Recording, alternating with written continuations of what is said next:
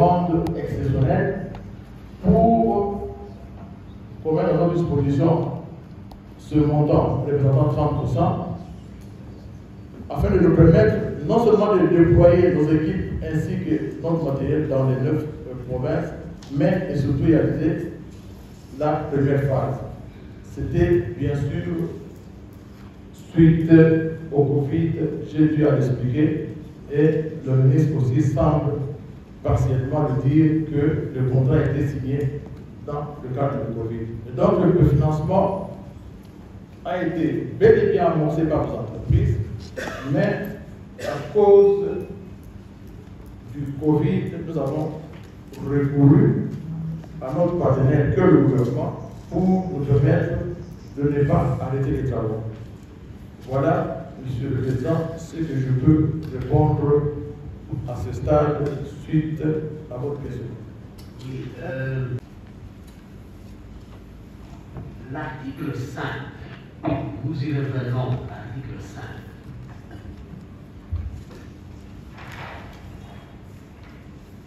L'ancien ministre, je le vois là, qui avait signé le contrat, nous a donné aujourd'hui l'interprétation de l'article 5. Vous êtes en train de parler de financement, de préfinancement en réponse à la question qui a été posée tout à l'heure, mais vous n'êtes pas sur la même ligne. Lui dit qu'il fallait livrer les 200 stations pour la première phase avant de recevoir paiement. C'est ce qu'il dit. La question a été posée par la Cour. Est-ce que Covid ne pouvait pas expliquer certains réaménagements? Voici sa réponse. Ce contrat a été signé dans le contexte de Covid, c'est-à-dire qu'on a tenu compte justement de tout cela. Mais vous justifiez la demande de fonds par le fait que vous étiez bloqué par Covid. Ce n'est pas son entendement. Alors, qu'est-ce que vous dites par rapport à ça? Parce que la Cour aimerait rappeler, et le renseignement l'a dit, qu'en fait, la question qui a été posée, c'est de savoir pourquoi il a signé alors qu'il était à quelques jours de son départ du gouvernement. Il a dit que c'était un contrat, c'était un contrat qui avait commencé, je pense, dont les négociations avaient commencé en octobre 2020. Et là, comme il vient de le dire, il y avait une discussion là où il y a assez bon, ça c'est autre chose. Mais, comment vous expliquez que c'est Covid qui a fait que vous ne serez pas en mesure de remplir votre part de contrat pour la première phase avant de recevoir paiement? Comment vous expliquez ça? Parce que l'entendement du financement n'est pas le bon. Le ministre interprète à sa manière. Je ne vois pas dans le contrat où est-ce qu'on a spécifiquement écrit qu'il faut demander le paiement après avoir livré 200 stations. Nulle part dans le contrat. L'article 5 dit ceci. Le titulaire assurera le préfinancement du présent marché et les paiements des travaux se feront par phase suivant les factures introduites par le titulaire du marché ou remboursement par l'autorité contratante. Vous étiez devant le magistrat du parquet général. Une question vous avez été posée. Comment avez-vous obtenu ce marché? Vous avez répondu, c'est nous qui avons proposé le marché. C'est nous qui avons proposé le marché. Ce projet au gouvernement, avec des modalités d'exécution du contrat clé à main. Ça veut dire quoi?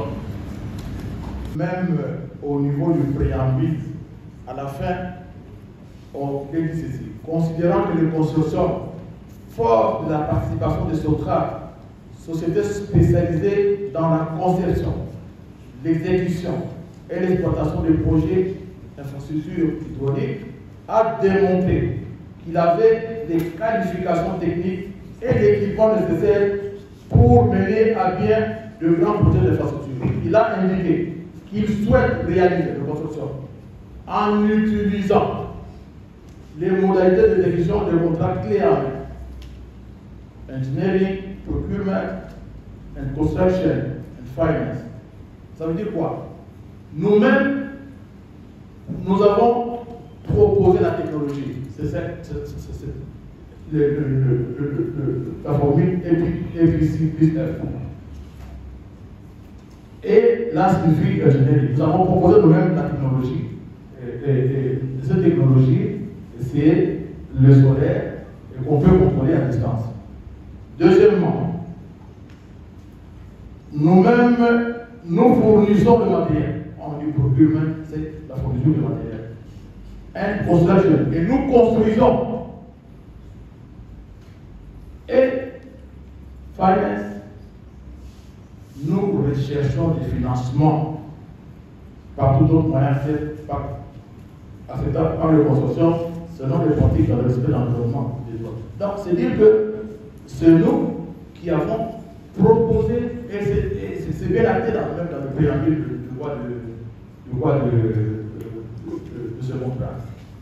Alors, quand j'ai entendu le ministre, non, moi je réponds clairement, hein, donc j'ai beaucoup de respect pour les membres du gouvernement, mais là je suis obligé de se répondre clairement. Monsieur le ministre, c'est lui qu'on a vu en premier lieu et non le portefeuille du ministre des Finances, qui nous dit assiste. Nous, c'est une priorité. Mais sans l'aval du ministre des Finances, on ne peut rien faire parce qu'il doit nous signer d'abord la lettre de garantie.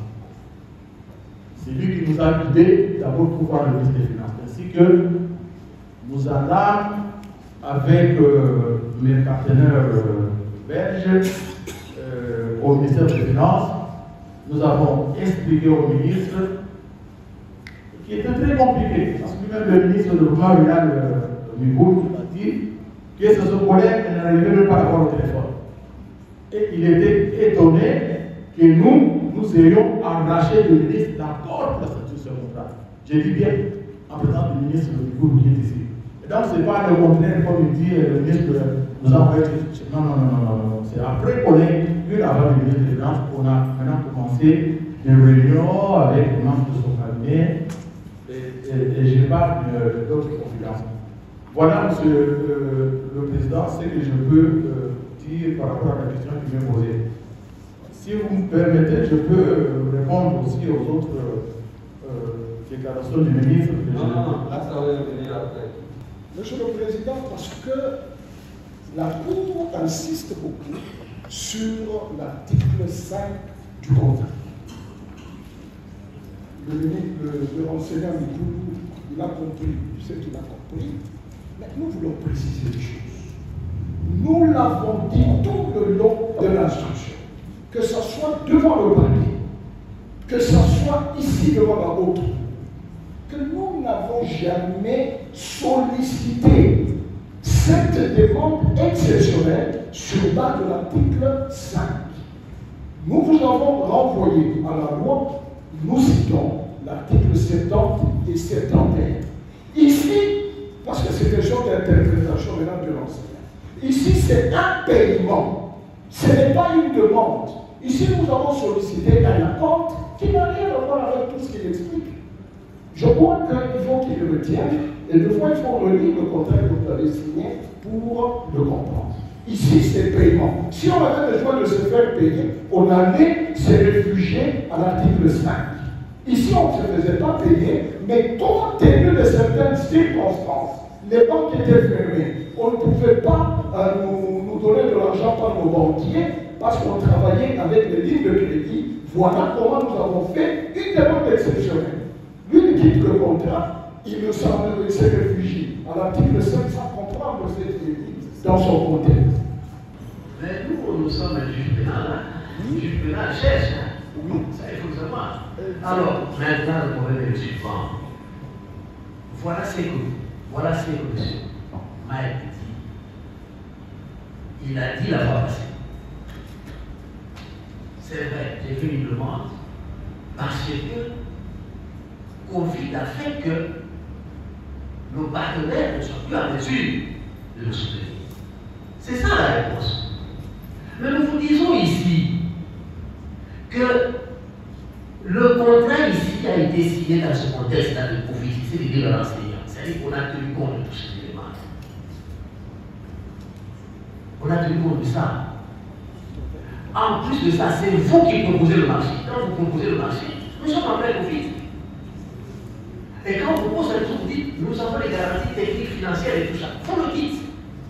Tout vient qu'après, vous n'avez plus recours à vos garanties financières, vous cherchez l'argent, vous faites des demandes auprès du gouvernement. C'est ça que la Cour veut comprendre. La demande qu'on a faite n'obligeait pas le gouvernement de nous payer. Ça, c'est de rien. Donc, on a fait une demande, une simple demande. Et on a justifié par le fait que nos banques, pendant cette période, ne fonctionnaient plus. Et on ne pouvait pas arrêter les travaux.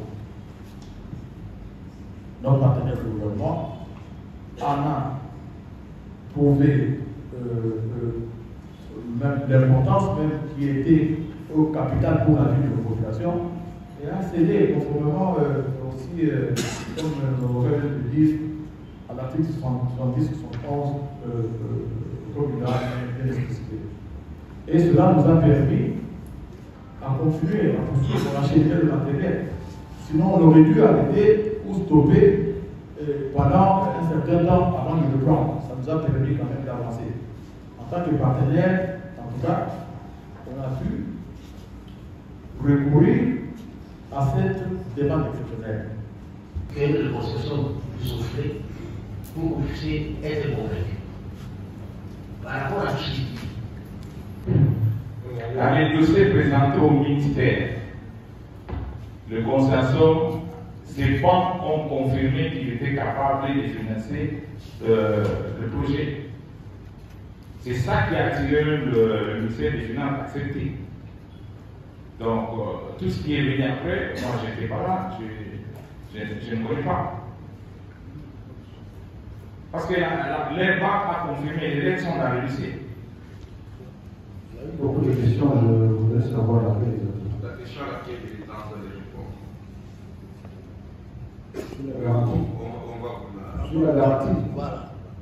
J'avais fait lecture de la lettre de Solidaire Banque. Je peux encore relire cette lettre-là. Voilà, vous avez dit ceci. Et c'est ce que vous avez trouvé dans le contrat, signé par votre prédécesseur. Tout à fait. Il y avait même un avis de non-objection. Tout à fait. C'est une autorisation spéciale. Et une autorisation spéciale. C'est ce qui vous a réconforté. Et même dans l'expérience de cette entreprise, qui a déjà dans d'autres pays, aussi de tel marché, ce qui vous a garanti. La question de la Cour, c'est celle de savoir. Et on y revient, parce que le ministre, le sortant et l'entrant ne peuvent pas avoir une interprétation différente de l'article 5, le dernier alinéa. Qu'est-ce que vous entendez par préfinancement? Peut-être étymologiquement, qu'on peut définir ça en se référant au dictionnaire. Mais dans la pratique, je crois avoir dit que pour me rassurer que quelque chose est déjà fait, j'ai visité 2 entrepôts de ces consortiums ici.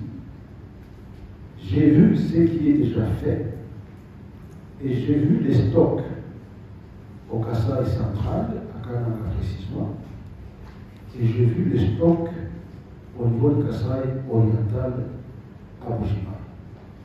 Donc, tous ces éléments mis ensemble me rassurer que tout est en train d'être fait et que les 200 stations pourront être intégrées. La difficulté à laquelle on a été confronté, c'est que mon prédécesseur dit avoir disponibilité des sites, non.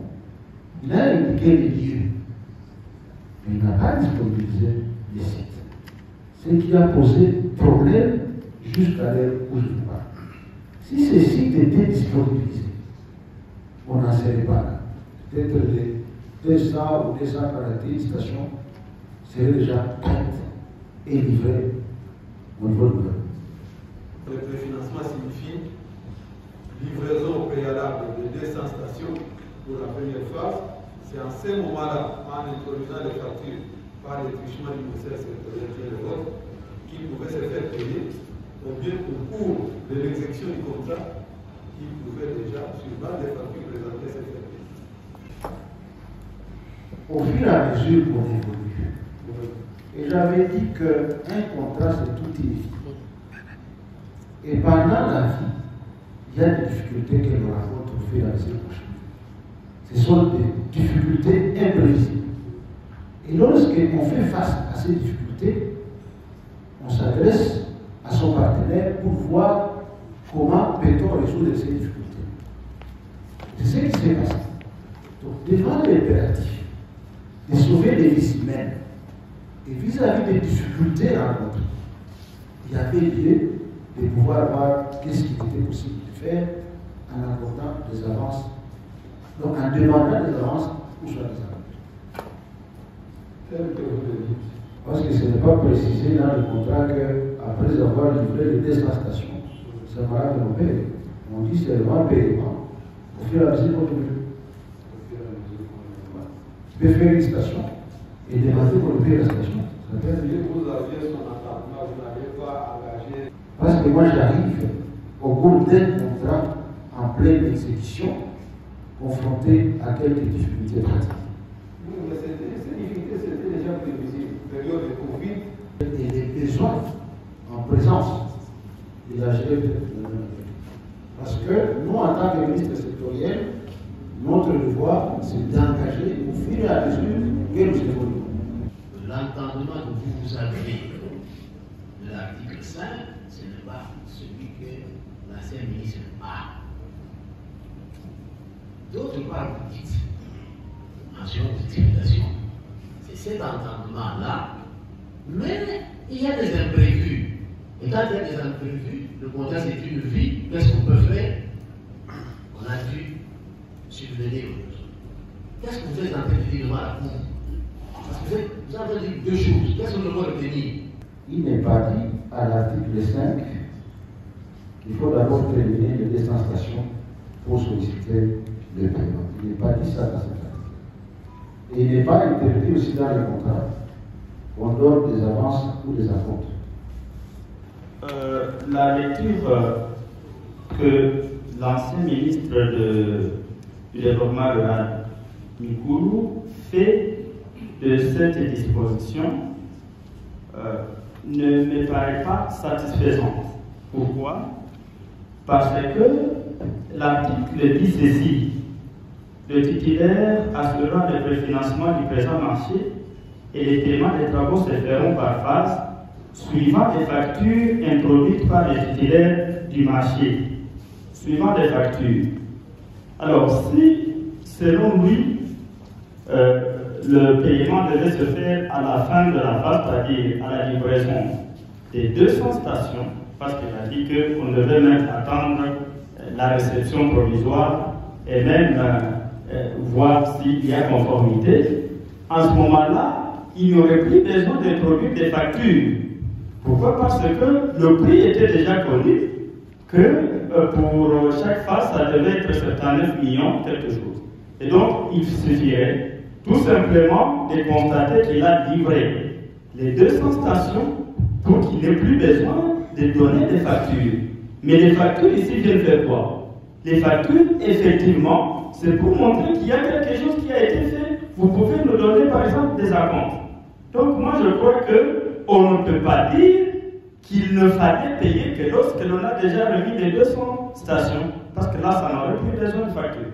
Il était question d'évaluer. On pouvait constater que ce qui a été prévu n'est pas nécessairement ce qui a été dépensé et que le gouvernement soit ne serait tenu que par rapport à ce qui serait dépensé. Sauf si la Cour a mal compris. Est-ce que vous pouvez reprendre ce que vous avez dit par rapport?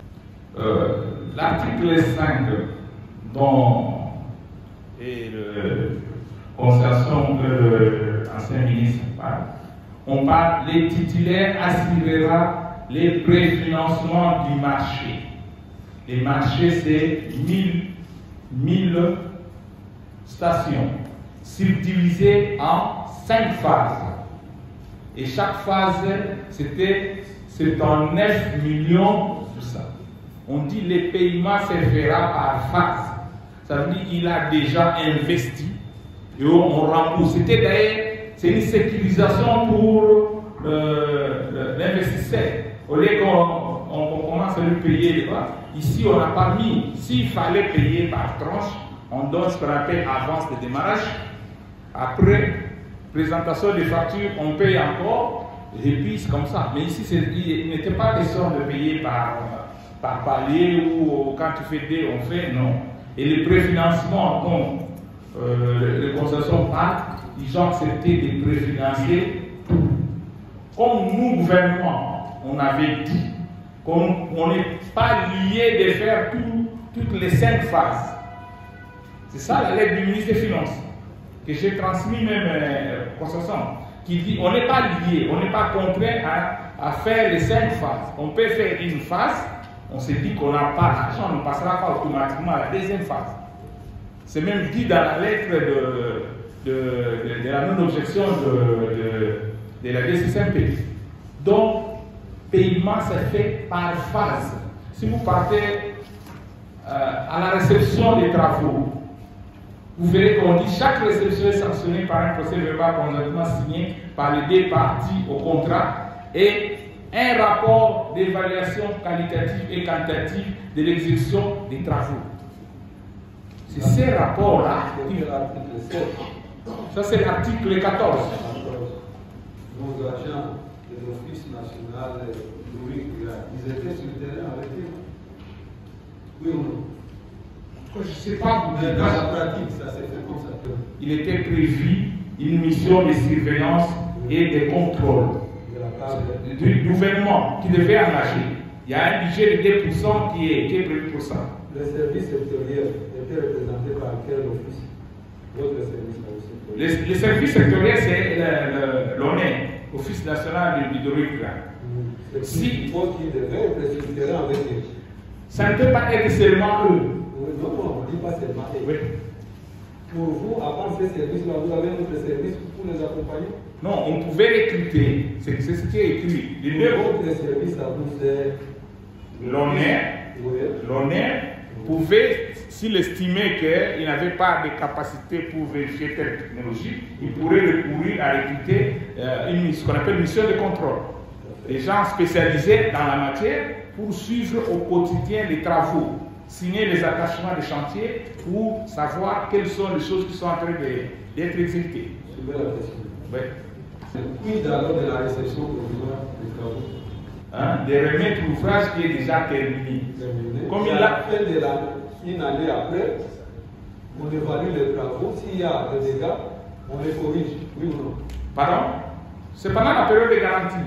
Oui, pas la période de garantie. C'est à la fin qu'on évalue s'il y a des erreurs, des malfaçons, on corrige et puis ça devient une réception définitive. Oui, ça c'est une année après. C'est une année après. Oui. Il y a d'abord la réception provisoire. Oui. Le paiement n'est pas conditionné par la réception définitive parce qu'il y a une garantie de bonne exécution qui est là. Donc, ce n'est pas ça qui conditionne le paiement. Le paiement, c'est vous terminez les travaux, on évalue, après on paye. C'est ça qui est dit. Mais la garantie au cours, parce que vous laissez la garantie de bonne exécution. Ça n'a rien à voir avec le paiement. Je vais une autre question. Oui ou non, cela permet au ministre des Finances de payer? Est-ce que l'entreprise contractante peut se faire payer par le ministre des Finances sans que le ministère sectoriel engage? Le ministère sectoriel, c'est lui qui engage et le ministre, il envoie au ministère du budget, le budget envoie aux finances et il paye. Autrement, le client ou l'entreprise contractante ne peut pas directement s'adresser au ministre des Finances pour se faire payer. Mais il n'est pas parti au contrat. Il n'est pas parti au contrat. Le parti au contrat, c'est le ministère sectoriel et l'entreprise. Oui. À ce moment, autrement dit, le ministre des Finances ne peut pas payer sans qu'il y ait engagement du ministre sectoriel. Effectivement. Et le document qu'il doit payer doit venir du ministre sectoriel. est-ce que l'engagement des dépenses du ministre sectoriel, est-ce qu'il parle cet engagement-là, ou bien il ne tenait pas? Il parle de soubassement. Il doit vérifier les soubassements qui sont liés. Moi, il est adressé par le ministre sectoriel, oui. Autrement, non. Non. Et si c'est l'inverse? Je ne sais pas. L'inverse, je ne sais pas. En tout cas, je n'ai jamais vu que ça se fasse d'une manière. En tout cas, ça part toujours du ministre sectoriel vers la chaîne des dépenses pour aboutir au paiement par le ministre des Finances. Lorsqu'il intervient, parce que c'est ouvert, regarde, mais en principe, ça doit suivre le circuit normal. Lorsque dans le cas d'espèce, le ministre des Finances paye par mois d'urgence, est-ce que là, il est tenu de respecter les bons d'engagement qui émanent du ministre sectoriel? Que ce soit le paiement en mode d'urgence, les soubassements doivent être le bon d'engagement du ministre sectoriel. Sauf que le mot en mode d'urgence, les dossiers sont pour, par exemple, la chaîne de la dépense, mais il transmet, comme c'est urgent, lui il vient régulariser la chaîne de dépense. Mais c'est toujours le bon engagement du ministre sectoriel. À part ce marché ici, qui vous a trouvé pendant que vous partiez déjà, ministre, et l'autre où il y avait un contrat de préfinancement? Non. C'est le premier. Oui. D'abord, comme vous avez entendu le constatant dit, ici, ils ont proposé un prêt au gouvernement. Ils ont proposé une technologie dont ils sont brevetés. C'est eux qui ont le brevet de cette technologie-là. Donc, pour signer un marché gré à gré, les conditions ont été remplies. L'urgence d'abord, qui était le Covid. Deux, eux avaient les brevets que parfois, nous, on était en train de vouloir chercher ailleurs, mais c'est eux qui fabriquaient les matériels et ils avaient ces matériels-là. Et trois, ils avaient la technologie. Mais à part le Covid, il y avait aussi les élections de pouvaient organiser. Ça, vous avez oublié? Non, en tout cas, pour ces contrats, c'était l'urgence, c'était de donner de l'eau à nos populations vivant dans les milieux ruraux et périurbains pendant que c'était le Covid. Vous estimez, comme vous étiez déjà partant, parce que vous avez déjà entamé les négociations depuis octobre 2020, et puis même le ministre des Finances qui vous fondait, qui vous a dit à votre hiérarchie, il était aussi démissionnaire. Oui. Alors pourquoi vous avez cherché à suivre ce qu'il vous a dit? Moi, je n'ai pas cherché. Si j'avais cherché, j'allais le signer avant. Moi, le dossier, quand on a suivi l'examen, on a suivi la procédure, c'est l'avis de non-objection qui est arrivé le 20. Oui, arrivé le 20. Hein? Vous étiez partant, pourquoi vous n'avez pas dit bon? J'ai posé la question. J'ai posé les affaires courantes, celui qui vient pourra. En tout cas, moi, j'ai posé la question, on m'a dit qu'il y avait urgence, qu'il fallait faire avancer les dossiers. La question, vous l'avez posée au ministre des Finances de l'époque, José Sylvain. C'est ce que vous avez dit? Oui. Même démissionnaire aussi comme vous. Oui. Il y avait urgence? Oui, le contrat, il y avait urgence. L'approvisionnement en eau potable, pendant cette période, il y avait urgence. Oui, parce que les autres venaient dans 3 jours. Cette urgence consistait à quoi? Le même jour, vous avez signé, ils ont commencé aussi les travaux? Non. J'ai arrivé dans 3 jours. Non, je ne savais pas qu'il pouvait arriver dans 3 jours. Il pouvait arriver Si vous le saviez, vous n'avez pas signé. Non, moi j'ai posé la question. Oui. Quand le dossier, parce que c'est un dossier de prêt, les montages financiers et tout ça, c'est le ministère, la responsabilité du ministère des Finances. Et il m'a confirmé qu'il fallait faire avancer le dossier par rapport aux instructions reçues. C'est le gouvernement de la République démocratique du Congo, représenté par le ministère du Développement rural et le consortium sur le consortium Cameroun et Sotrat Autres. Alors, si le contrat a été signé et que le consortium Stable Construct Cameroun, comment vous expliquez que les fonds ont été virés dans un compte autre que celui qui est indiqué dans le contrat, qui vraisemblablement doit être le compte de Stable Construct Cameroun? Alors, comment vous expliquez ces faits? Le compte là nous appartient, c'est d'abord Stable Construct. C'est notre compte. nous pouvons faire payer sur un autre compte, mais qui nous appartient. Et le cas, c'était parce que nous devions solliciter aussi des financements au niveau d'autres banques, compte tenu du volume du marché. Quand vous dites que ce compte vous appartient, vous insinuez que votre personne se conforme à celle de la société Stever Construct Cameroun. Tous ces comptes appartiennent à la société, ce n'est pas à moi-même. Stever Construct, il y a juste Stever Construct là-dessus. Donc ce n'est pas M. Kassing à moi-même, non. Donc, si la Cour vous comprend bien, vous insinuez également que constitue une seule et une même personne. Oui, une même personne juridique. Est composée de Stever Construct RDC et Stever Construct Cameroun. Mais curieusement, dans le contrat, on ne voit nulle part le nom de Stever Construct RDC. Le nom qui apparaît, c'est Cameroun. C'est une filiale de la société autorisant Stever Construct RDC de pouvoir exécuter les travaux.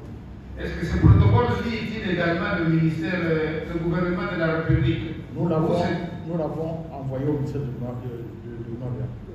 Ok. Alors, vous avez expliqué tout à l'heure que si la Cour a mal entendu, 151 unités à installer. Alors, la Cour peut entendre que cette commande a été faite auprès de Sotrade. Sotrade, c'est notre partenaire technique. Il nous fournit une partie du matériel qui constitue les infrastructures d'une station. Donc c'est un des fournisseurs parmi tant d'autres. Et donc, si la Cour vous comprend bien, toutes les infrastructures vous ont été fournies par Sotrade. Une partie. Une partie. Alors, quelles sont les autres sociétés qui vous ont donné qui vous ont fourni les autres matériaux? Oh, là, nous en avons acheté localement au niveau de plusieurs sociétés locales. Par exemple, pour acheter la tuyauterie PVC, nous achetons dans plusieurs magasins de la ville. Pour acheter, par exemple, au niveau des provinces, du ciment, nous achetons au niveau des fournisseurs locaux. Pour acheter ou fabriquer des briques, nous les faisons localement. Il y a des produits. Ok, d'accord, vous entendez. Quand cela détient, est-ce que vous pouvez retracer les paiements qui ont été faits sur la droite et à quel montant ça se chiffre? Tous les paiements, globalement, se chiffrent à 71 millions et tout. Tous les paiements reçus. La question, est-ce que vous pouvez retracer ces paiements? Absolument, absolument. Il faut que je voie la comptabilité, je retrace tous ces sont traçables. Pensez-vous être en harmonie avec les clauses de ce contrat? Donc, du coup, les deux sont les élections. Le retard qui est dû à l'exécution est principalement le manque ou la non-mise à notre disposition décidée par le gouvernement. J'ai entendu ici, à l'article 11, le deuxième point, c'est la mise à disposition du site au titulaire par l'autorité contractante pour l'exécution du marché. Et là, je voulais réagir à ce que le ministre sortant, le ministre Migoulou, quand il parle des localités. Je peux demander de bien lire l'article, c'était l'article ici.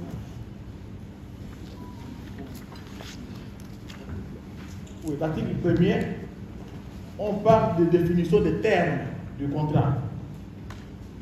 À la lettre L, il y a le mot site. Dans le contrat, qu'est-ce que signifie site? Le site désigne l'ensemble des terrains sur lesquels seront réalisés les travaux et les ouvrages, ainsi que l'ensemble des terrains nécessaires aux installations de chantier et comprenant des voies d'accès spéciales ainsi que tous les autres lieux spécifiques désignés dans le marché. Alors, le ministre, la liste qu'il a laissée, c'est bien de localité. Et si le ministre dit, je crois que le ministre Mikoulou, s'il dit qu'il n'est pas au courant qu'il n'y a pas de site, non, le ministre se trompe. Je voudrais rappeler au ministre que parmi les sites que nous avons pu acheter, nous avons acheté en CD un site où une portion de terre de 9 mètres par 13 appartenant à Mme Mikoulou Tochi Chami. Mme Mikoulou Tochi Chami nous a vendu une portion de sa parcelle. Donc le document est là. Peut-être une ressemblance de nom. Moi, c'est un membre de la famille. oui, absolument oui. Nous en avons acheté tant d'autres. Parce qu'il fallait absolument que le travail commence. On n'allait pas croiser les bras compte tenu. Alors, si on vous a bien suivi, c'est dû au comportement affiché par votre partenaire. Donc l'État ne voulait pas vous. Non, non, ce n'est pas de notre faute. Nous plaît. C'est de la faute. Cette faute est imputée à notre partenaire qui est l'État congolais. Je me souviens, Monsieur le Président, vous avez posé la même question au ministère public qui a reconnu que l'État n'a pas mis en disposition des sites. Qui a reconnu que les travaux étaient aussi en cours. Je pose la même question au ministre François Dokota. Il a reconnu la même chose. Encore moins le ministre Bouyan, ils ont tous reconnu que l'État n'a pas mis à notre disposition des sites. Et les sites dont nous disposons, ils nous ont permis à travailler, nous les avons achetés sur fonds propres et d'autres nous avons négocié avec des églises qui ont pu nous offrir ces sites. Donc, jusqu'à ce jour, nous avons écrit au gouvernement pour mettre à notre disposition les sites manquants pour nous permettre de totaliser les 241 stations comme conditionnées pour la poursuite du contrat. Jusqu'à ce jour, nous n'avons aucune suite. Et donc, ce retard est imputé au partenaire qui n'a pas de suite à nous remettre. 5 ans après, on devait terminer les travaux.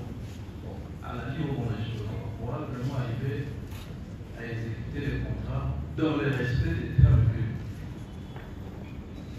Vous lirez l'article 17, il est prévu que s'il y a un problème, les parties se retrouvent pour trouver à l'amiable une solution, un compromis là-dessus, ce qui n'est pas encore fait. Mais attendez, vous dites qu'il faut. Mais déjà, vous êtes devant les causes de tribunaux. Donc il y a un problème. Comment on ne peut pas pu l'arranger avant de venir ici? Les causes de tribunaux, ce n'est pas l'État qui nous a, ce n'est pas notre partenaire, le gouvernement qui nous a amenés au tribunal. Non, mais à votre niveau, vous avez réglé la question comment? Si vous êtes ici pour autre chose. Parce qu'il s'est levé quand même bien un problème, il s'est posé un problème dans l'exécution. Vous l'avez fait à quel niveau? C'est une question technique, parce que quand vous lui posez une telle question, s'il y a un problème dans le cadre d'exécution d'un contrat, quel est le cadre? Parce que ici, nous sommes là pour une infraction, mais nous ne sommes pas là pour une interprétation, pour violation de clause. Ça, c'est deux choses différentes. Non. Et la juridiction ici n'est pas compétente pour ça. Il a besoin d'un éclairage de tous ces aspects-là. Et pour amener à la définition de l'infraction. Ne vous en faites pas. Ce ne sont pas seulement des questions posées comme ça. Comme pour dire que nous sommes devant les juges civils, administratifs, je ne sais pas qui non. Un éclairage, tout est partie du contrat. Et il faut avoir regardé déjà le temps que nous avons passé ici avec les deux co-contractants par rapport à la compréhension du contrat. l'article 5 n'est pas compris, par exemple, de la même manière par l'État qui est par les schémas qui étaient devenus aujourd'hui. C'est comme ça que nous voulons avoir un peu un éclairage de toutes ces choses. Nous savons où nous allons. Peut-être que vous avez une vision nette de votre procès, nous avons aussi une compréhension de notre procès par rapport aux déclarations de toutes les parties. N'oubliez pas ça. Donc, donnez-nous ce procès d'éclairage dont nous avons besoin, nous savons ce que nous allons faire. Vous posez une telle question à un commerçant, à un homme d'affaires, n'est-ce pas? Ici, ce n'est pas plus rien que nous avons pour vous avez l'impression d'être une personne avisée. Oui, avisé dans les affaires. C'est quelqu'un qui perce. Comment c'est qu'il a des avocats comme vous derrière pour l'aider. Exactement. C'est pourquoi nous avons dit que la question que vous venez de poser a une dimension technique. Pourquoi? Quand nous faisons la différenciation de ce qui est de l'interprétation d'un contrat, tel qu'il a dit, le ministre, l'ancien ministre, interprète de sa manière, l'enseignant Mikoul interprète de sa manière, l'autre interprète. Il y a un cadre de concertation dans lequel. Ici, si nous rentrons dans le contrat, nous sommes à l'article 11 pour savoir si le contrat peut entrer en vigueur, oui ou non, s'il n'y a pas de site. Donc, nous sommes toujours dans l'interprétation. Et là, il vous a dit de réflexe qu'il y a un cadre voulu à l'article 17, parce qu'il y a une clause compromissoire. Toutes ces choses-là, lui ne comprend pas. C'est pourquoi nous avons voulu attirer l'attention de la haute cour que, attention, là où vous glissez, il risquerait de donner une réponse comme ça, et vous allez peut-être vous tirer votre conviction sur base de ces éléments. Non, mais on comprend bien. Vous n'avez pas le pouvoir qui est retenu, n'a pas en concluant les contacts. Au fait que vous avez imputé la responsabilité à l'État. Est-ce que vous pouvez, de manière synthétique, nous donner les raisons? C'est l'État des responsables. Pourquoi? Le matériel pour terminer l'ensemble du premier lot. Nous en avons. Nous avons du matériel pour terminer la totalité du premier lot. La première phase. Nous avons la totalité du matériel. Et là, nous sommes butés à un problème de sites. Là, nous-mêmes, nous sommes arrivés à 178 sites que nous-mêmes, nous avons achetés et négociés, comme j'ai pu l'expliquer. Et alors, ce qu'on attend, c'est qu'on disponibilise le reste ou le restant des sites pour qu'on puisse en découdre avec la première phase.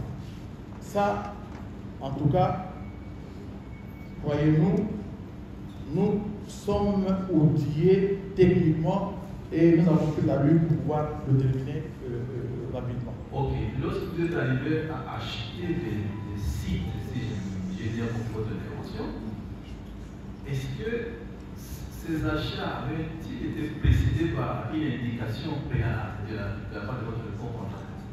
Oui, absolument, absolument. C'est ce qui est un membre soit du ministère, soit de l'ONG. Non, on ne fait pas de nouvelles. Lorsqu'il y a un site, en tout cas, même les négociations se font en leur présence. Donc, on ne fait rien par surprise. Ok, merci beaucoup. Enseignant, la garantie de bonne exécution se tient quand? Avant ou pendant l'exécution du projet? Avant. Oui. Voilà. Lorsqu'on vous a posé cette question au parquet, pourquoi n'avez-vous pas exigé de constituer une garantie de bonne exécution? Ce contrat, ça veut dire que moi, je me suis arrêté à leur transmettre ce qu'ils appellent l'oralité.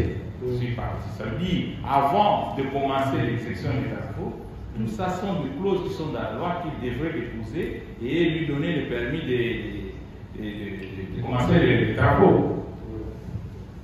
Maintenant, en citant le nom de votre compagnie, vous pouvez dire qu'on a acheté. Je ne sais même pas, je ne connais même pas qu'ils ont acheté un site. Mais le nom là vous dit quelque chose? Oui, le nom me dit quelque chose, mais je ne suis pas au courant qu'ils ont acheté un site. C'était à quelle date, je ne sais pas. Oui, c'est au moment de l'exécution. C'est quelle date j'étais plus là au moment de l'exécution? Vous pouvez dire s'il a cité, s'il a cité votre nom, c'est que l'État n'a pas disponibilisé le site On s'est mis à des ajouter. Pardon? L'État, s'il vous plaît. Oui. Je pense qu'il ne faut pas qu'il y ait l'amalgame.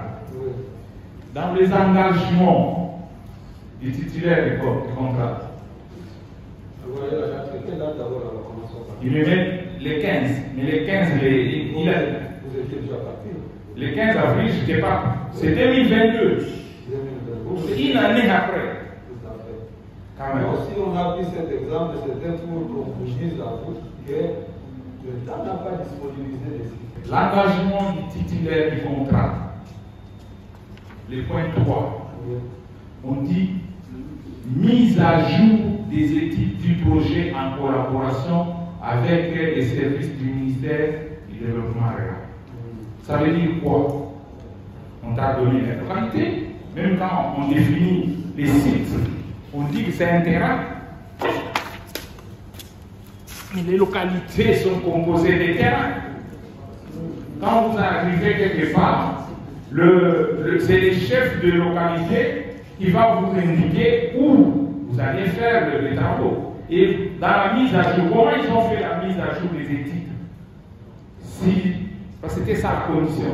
Comment ils ont fait cette mise à jour s'ils n'avaient pas des... Parce que pour exécuter, il faut faire la mise à jour. Mais comment ils ont fait la mise à jour des études sans avoir des sites? Et ils ont commencé à exécuter. Vous pouvez répondre à... Monsieur le Président, je crois qu'une réponse avait été donnée avant. À chaque fois que le consortium entreprend des travaux sur un site, soit négocié ou soit acheté, il procédait à des études afin de localiser les bons lieux où devra être implantée une station de réduction de retard. L'engagement du titulaire, c'est que dans le 2-0 qui était prévu dans les contrats, vous ne commencez rien si vous n'avez pas fait des études, de la mise à jour des études, pas d'une étude. On dit 2 études. Quand vous présentez au maître d'ouvrage les études, c'est ça qui vous permet, qui vous donne l'ordre de service pour débuter les travaux. Mais s'il n'a pas mis ça, ils ont travaillé avec les études qu'ils avaient fait avant d'avoir le contrat. Or, on a demandé qu'il y ait mise à jour des études pour permettre d'avoir des données réelles. Mais s'ils n'avaient pas de site, comment ils ont fait les mises à jour? Parce que je sais que partout le ministère du Développement, il a, si par exemple, il y a comment on appelle ça, dans les localités, il y a quand même des chefs de village, il y a des chefs de groupement, il y a tous ces gens-là qui doivent mettre, supposer qu'il n'y avait pas de site, ils devaient retourner vers le ministère. Mais quel est l'article qui permet qu'il faille acheter les sites? Moi, j'ai regardé l'air des vies, même dans les génies, tout ce qui est travaux de génie, je n'ai pas vu. Je n'ai pas vu que c'est prévu d'acheter les sites. Rien n'a été prévu. Qu'est-ce qu'il entend par verrou et quelle est la disposition du contrat qui peut distinguer que cette clause est entourée de tel verrou? Est-ce qu'il peut nous répondre à cette question? Est-ce qu'il ne faut pas... Je n'ai qu'un renseignement. Vous avez mis les documents qui devaient vous déposer depuis la première. C'est à vous qu'on s'adresse. Jusque-là, nous n'avons pas reçu tous les documents. Oui, veuillez faire un effort pour qu'il dépose ces documents. S'il est parti dans notre entendement, c'était déjà déposé, nous c'est les autres débits de cœur. Mais apparemment, il n'y a rien. On doit faire objet d'une exploitation. Est-il concevable de renseigner à lui qu'en principe, vous devez être sur le terrain, mais à vous entendre parler, nos représentants en province ne font pas des rapports. En venant cette fois ici, vous avez reçu les rapports de nos représentants à l'intérieur. Jusqu'à maintenant, nous n'avons pas reçu un seul rapport de compagnie. Ça veut dire quoi? Vous avez posé la question et ils n'en ont pas. Oui, ils n'en ont pas. Ce que nous savons est que pour les études, nous n'avons pas été associés. S'il y a un rapport qui a été fait dans ce sens-là, nous pouvons tous l'exploiter et je pense que tout est à la charge du titulaire du marché. Vous n'avez pas jeté un coup d'œil dans les dossiers. pense que vous avez demandé de revenir éventuellement avec des propositions de vos représentants en province. Puisque mon service ne m'a rien renseigné sur ça, Je vous avais posé la question. Nous avons bien posé la question. Ils ne reconnaissent même pas les concessions. Ils le connaissent, les consortiums. Et dans leur entendement, ces consortiums ne travaillent plus. En tout cas, dans le cadre des études, non. Certains le connaissent lorsque le consortium a effectué les travaux. Oui. Et jusque-là, dans leur entendement, ils en sont à quel niveau dans telle promesse? Là, vous avez posé la question. Quelle promesse et quelle promesse? Nous avons la Mongala. Oui. Il y a la commune de Kinshasa, la province de la Tchogo, la province du Kasaï central. Il y a sur les 67. Oui, il y en a combien? Sur les 67 réceptionnés, tous étaient encore des remis exécutifs. Celles des autres dimensions et d'autres capacités étaient encore en cours d'exécution. Pourquoi le PV ne précise pas cela? Pourquoi vous l'avez pas dit dans la proposition? Nous avons en tout cas constaté ça avec un léger retard, parce que ce que nous avons fait, c'était sur base en tout cas de la cérémonie elle-même. Voilà pourquoi nous, on a sollicité qu'il y ait une deuxième institution qui nous permette de descendre sur terre. Ça ne devrait même pas prendre tout ce temps pour afin que nous puissions évaluer tout ce qui a été fait. Enfin, monsieur le président, Deuxième question, monsieur. Les programmes du gouvernement, qu'il y a eu des instructions venant de la haute hiérarchie. Qu'est-ce que lui pouvait faire si la haute hiérarchie demande de payer? C'est ce qui m'étonne. Comment le consortium a eu le permis de commencer pour commencer les travaux? Parce que ça se donne soit par un seul de contrôle, soit par les services attitrés. Comment ils ont commencé les travaux si l'honneur n'est pas au courant? Comment les travaux ont commencé? Vous avez suivi? Comment vous avez pu faire ça sans que vous soyez au courant? Je pense que le commentaire de son Excellence du renseignement ne concerne pas directement l'ONHR, mais plutôt les titulaires du contrat. Oui, nous, s'il y a une instruction écrite ou bien verbale, nous allons accompagner. Mais ça n'a pas été fait. Voilà pourquoi l'ONHR est resté longtemps. C'est concevable. Je ne vois pas comment on peut exécuter les travaux de telle ampleur. Dans le contrat, il est prévu 2% de budget pour la surveillance et les contrôles. Cette surveillance peut être faite soit seulement par les services techniques, on a dit en collaboration avec les services techniques, les services du ministère, soit les services techniques à son tour recours à recruter un bureau spécialisé qui a déjà suivi ce genre de marché. Et c'est celui qui donne l'ordre de ce qu'on appelle l'ordre de commencer les travaux. Moi, je ne vois pas comment ils ont commencé les travaux, qui a donné l'ordre des services. Parce que l'ordre des services doit être donné par le ministère représenté, ce qu'on appelle par le maître d'œuvre. Oui, monsieur, et puis il n'y a pas de contrôle, de suivi. Monsieur le Président, je veux d'abord préciser que l'exécution de ce contrat a commencé avant moi. À mon arrivée à la tête du ministère, la première chose que j'ai commencé à faire, c'est de descendre sur le terrain avec l'ONHR, avec le membre de l'année et avec le membre de consortium. Les renseignements reçus à toutes les fois que j'arrive en province, c'est que pour chaque site, le directeur provincial de l'ONHR ou bien un délégué assiste au début des travaux, même aux études. Maintenant, c'est au consortium de pouvoir le confirmer ici devant la porte. On a vu les représentants, ils n'en savent rien. Et vous êtes descendu avec Parce que les rapports qui étaient établis, il les a mis. Dans ce sens-là, puisqu'ils attendent que nous puissions faire une réception pour lui donner les noms. Parce qu'ils n'accompagnent pas le projet. Pour qu'il accompagne le projet, comme je l'ai dit votre honneur dans la précédente audition, il nous faut une inspection pour faire respecter une clause du contrat. Ce qui n'a pas été encore donné jusqu'à ce jour. Est-il concevable? Oui. Lorsque l'ONHR est appelé à accompagner pour la réception des ouvrages, le but, en tout cas, c'est voir l'ouvrage dans son état. Notamment, l'ouvrage fonctionne-t-il? L'ouvrage fonctionnait. De l'eau qui coulait. Nous avons bel et bien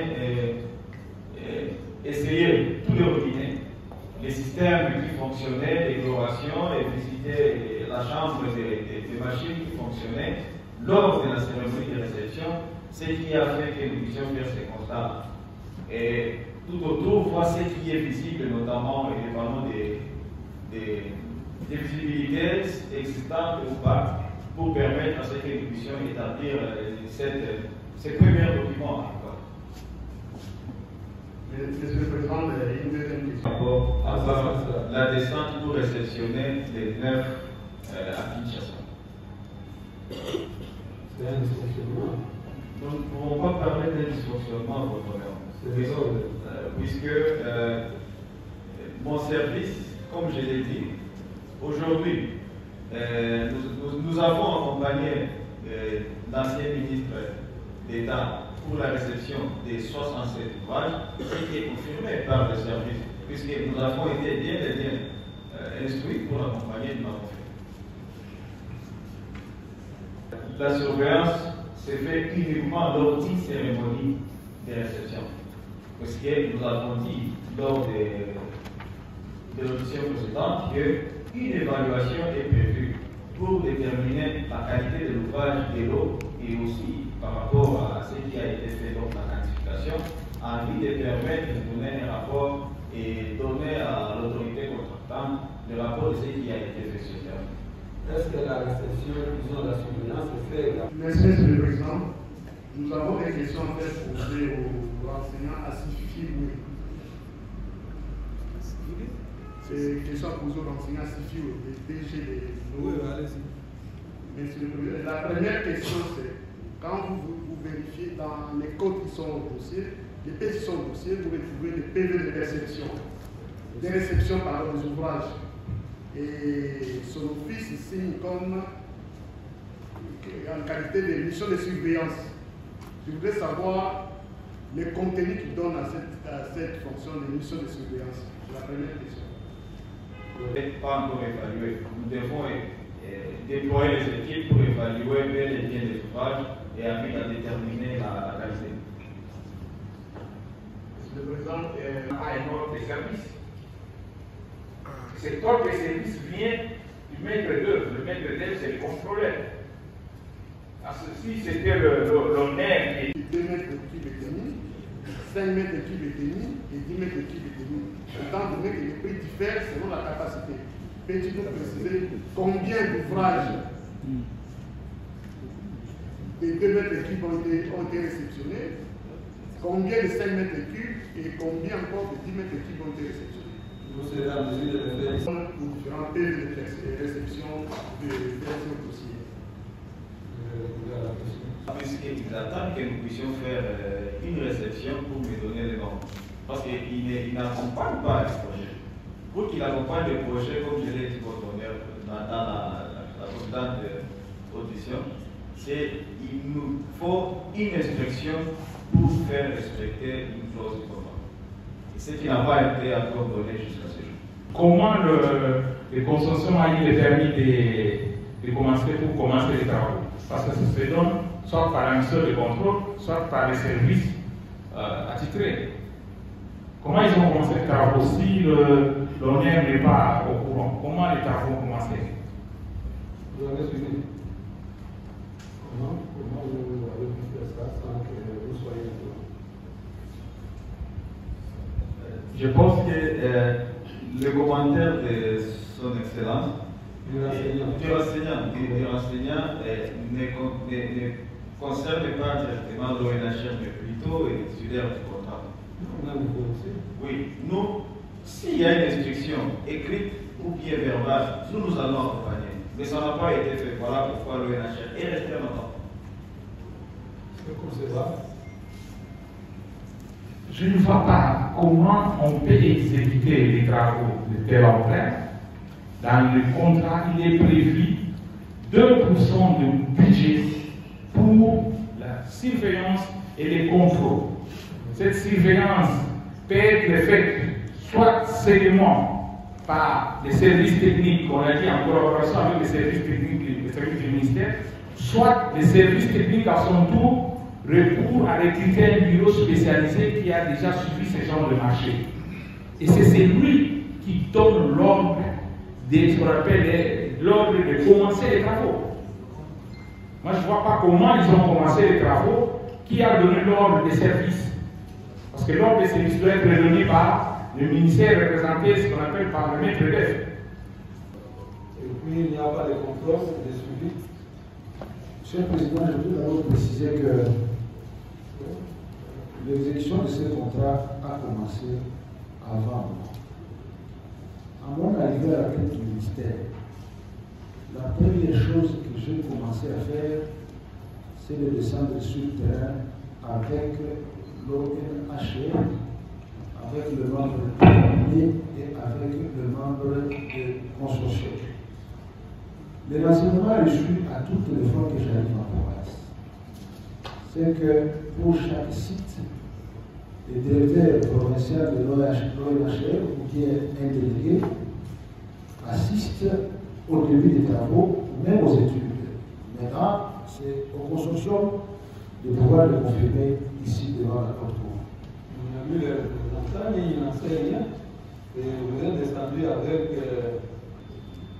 la descente pour réceptionner les 9 à Kinshasa. c'est un dysfonctionnement. Nous ne pouvons pas parler d'un dysfonctionnement, votre honneur. Puisque mon service, comme je l'ai dit, aujourd'hui, nous avons accompagné l'ancien ministre d'État pour la réception des 67 ouvrages, ce qui est confirmé par le service, puisque nous avons été bien instruits pour l'accompagner de l'enfant. Merci, Monsieur le Président. Nous avons des questions à faire poser aux enseignants à Sifi. C'est une question à poser aux enseignants à Sifi, les DG des. Oui, allez-y.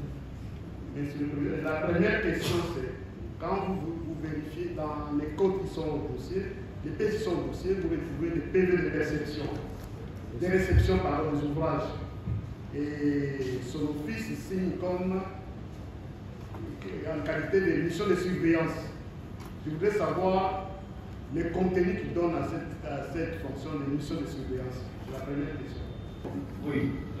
Lorsque l'ONHR est appelé à accompagner pour la réception des ouvrages, le but, en tout cas, c'est voir l'ouvrage dans son état.